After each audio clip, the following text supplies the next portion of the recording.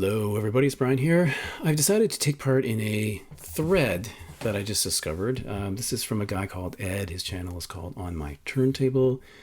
I've been familiar with his channel for about a month. The first video I saw him post was the Randall Weaver contest entry. He has currently 34 subscribers, but he should have more. And so a few days ago, he posted a video that had to do with female artists, female artist spotlight. So he decided to make it into a thread. So I thought I would take part in this to give his channel some attention.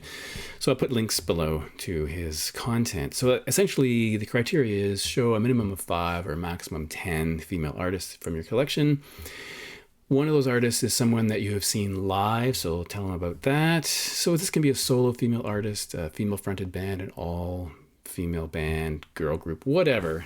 So I ended up with 9 for some bizarre reason.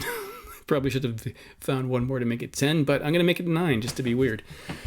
And I'm going to start with this record from Young Marble Giants called Colossal Youth from 1980. They're a band from Cardiff, Wales. And I guess you would say they're in a kind of like the post-punk, but not the kind of post-punk you'd expect. It's very minimal. So this is Alison Staton, the lead singer, and she's joined by 2 brothers, Philip Moxham on bass and Stuart Moxham on guitar and organ. They only did this one record. There are 2 EPs they recorded. There's also a Peel session. And I did a video for my favorite records of 1980, and this one came in 4th. So that's pretty good going. The only other channel I've ever seen that mentioned this record is Harris Pilton. Talked about it one day. And in that video of my 1980 records, I mentioned that a friend of mine considers this to be the greatest record of all time, which is high praise. It's very good. There is a different version of this. This is a repress, of course. There's a different version that has the EPs as well as the record, but this is just the record itself. I just noted this quote: one of the most highly regarded indie cult post-punk recordings with a unique, hushed, and minimal atmosphere. It's actually really cool. The songs are really engaging. They're kind of captivating. Kurt Cobain once said this was his favorite band. And if you know the song Hole, Credit in the Straight World, well, this is where it comes from.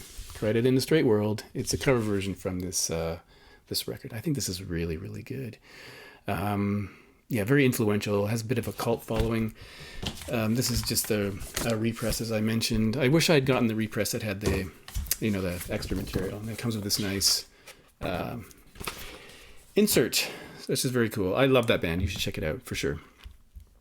Number 2 was something that was a blind buy. This is a woman called Esperanza Spalding, Radio Music Society. This is the limited edition 180 gram 2 LP set from 2012, or her 4th record, which came out in 2012. There was a regular issue, and this was a double limited edition RSD thing that came out in the same year.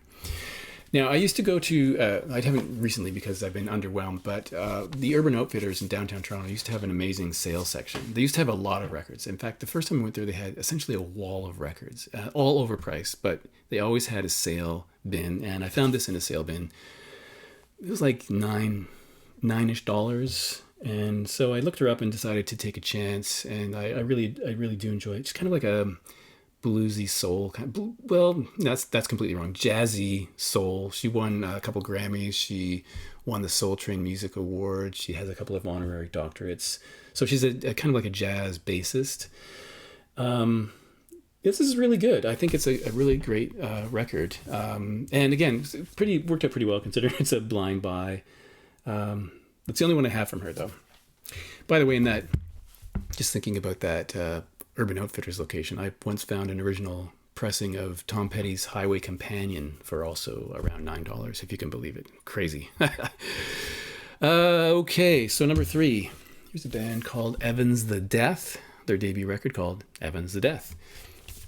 And the lead singer here is someone called Catherine Whitaker. And they're, I guess you'd say, a rock band nominally, but maybe a bit of indie style. Now, Evans the Death comes from a Dylan Thomas play called Under Milkwood, and Evans the Death is the name of the Undertaker in that play. And by the way, if you're wondering where King Crimson got the title of their record, Starless and Bible Black, it comes from the same Dylan Thomas play. In one of the monologues, the character talks about things being starless and Bible Black. So I mentioned Catherine Whitaker is the singer. There's also 4 other members, all men on various instruments and etc.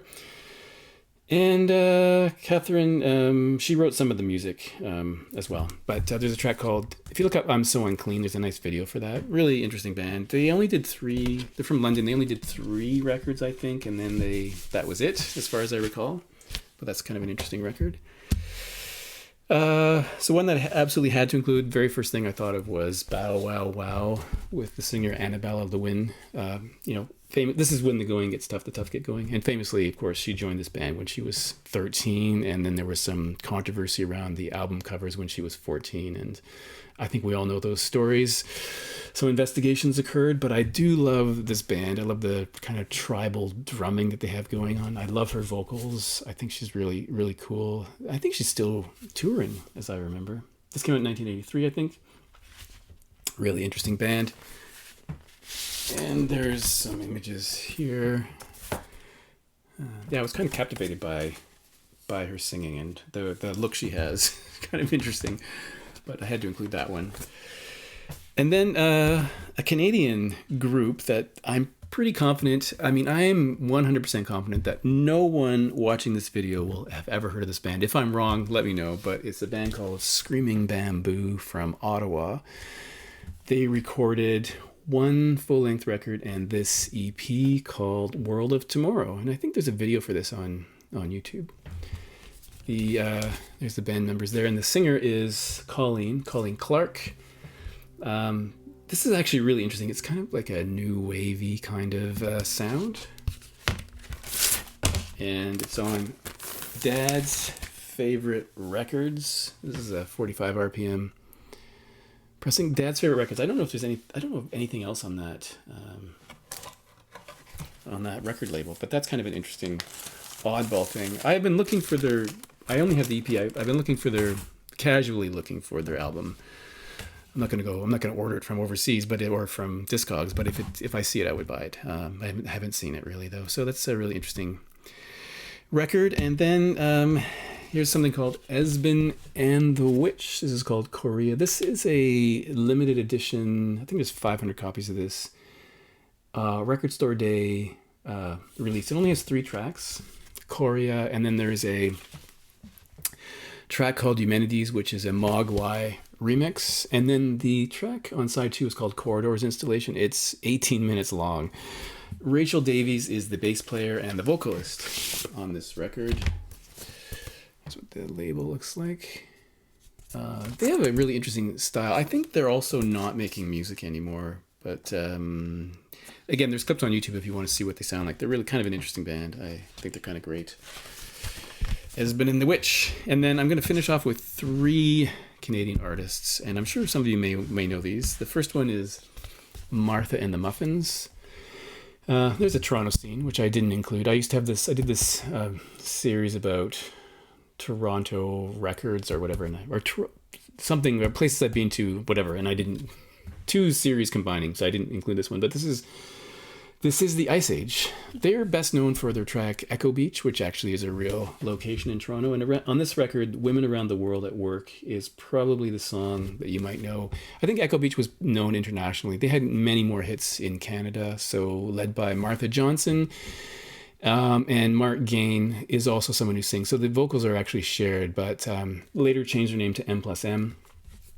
On 2 records, there's a bass player called Jocelyn Lanois, who is Daniel Lanois' sister. So Bob and Dan are thanked here on this record. He did some production work and I think he played some instruments on some of the records as well. But this is a really interesting band. They have a mix of really straight ahead new wave kind of pop sound, but some more interesting sounds as well. So it's a really interesting record, which I quite enjoy.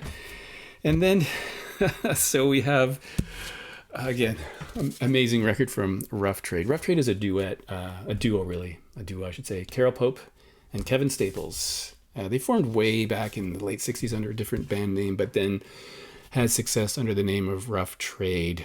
For really interesting band. They were apparently the first album recorded by a rock band direct to disc, so that's kind of interesting. Their first record was a direct to disc recording, and she would often perform in bondage attire, which is really interesting. Very lots of sexual references, very graphic at times in terms of like her presence on stage, that kind of thing.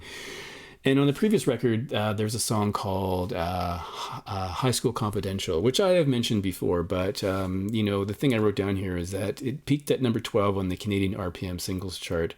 Controversy helped propel the single High School Confidential with its raunchy lesbian theme. Possibly the first openly gay song about lesbianism that I'm aware of anyway.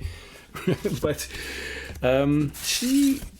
I think she performed quite recently. I'm not sure if Kevin Staples was there or not, but they had a solid Toronto career. I'm not sure how well they're known outside of Toronto, but they were really well known here. Played frequently in Toronto.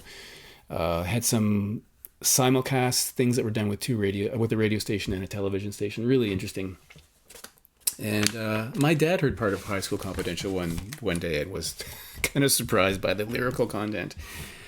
And finally, number 9 is Leslie Feist, which I'm sure many people will know, known as Feist on her recordings. This is her second record, really. Her first record is really difficult to find. I think it was a cassette or CD only recording. I think you'll have a hard time finding that.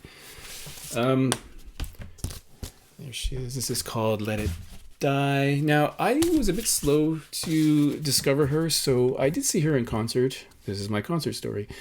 I went with Cecile and one of her friends, and when we were going to go, I realized I only knew like 2 or 3 tracks, so I ran out and bought some CDs so I could like binge on them for a few days before the concert, so I'd actually know what I was hearing.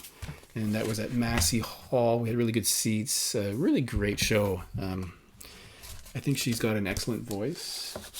I think she was once a bartender at the Horseshoe Tavern on Queen Street West in Toronto. So I would, her, I think her voice is fantastic. I've actually met her.